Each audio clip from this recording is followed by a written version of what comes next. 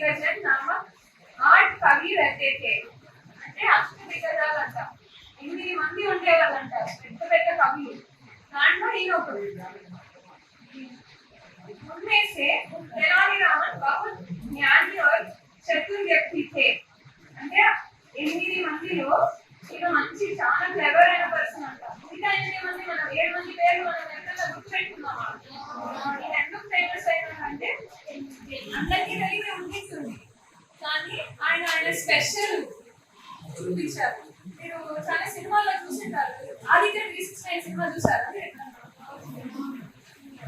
ఎప్పుడన్నా ఛాన్స్ ఉంటే చూడండి దాంట్లో టైం మెషిన్ చేస్తారు టైం మెషిన్ బాలకృష్ణ గారు హీరో తెలుసు కదా ఆయన మూవీ వాళ్ళు ఫాస్ట్ టైం మెషిన్ ఎక్కి కృష్ణదేవరాయ కాలంకి వెళ్తారు బాగుంటుంది దాంట్లో తెనాలి రామంటూ అందరూ కనపడతారు 8 మంది ఉంటే దాంట్లో ఈయన చాలా ఫేమస్ ఎందుకంటే ఆయన స్పెషాలిటీ ఉండేది ఏదైనా జోక్స్ ఇంక్లూడ్ చేసి చెప్పేవారు ఆయన పద్యాలు చెప్పినా ఏది చెప్పినా సో మీరు ఎప్పుడు గుర్తు పెట్టుకోండి క్లాస్ లో 100 మంది ఉంటారు కానీ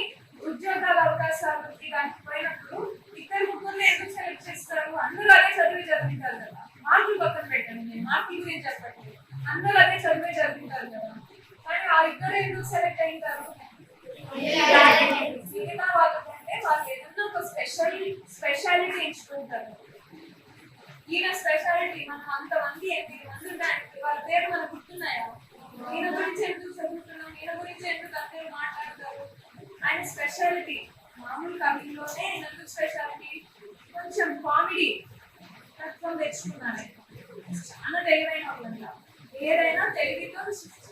సాల్వ్ చేసేవాళ్ళంట ప్రాబ్లమ్స్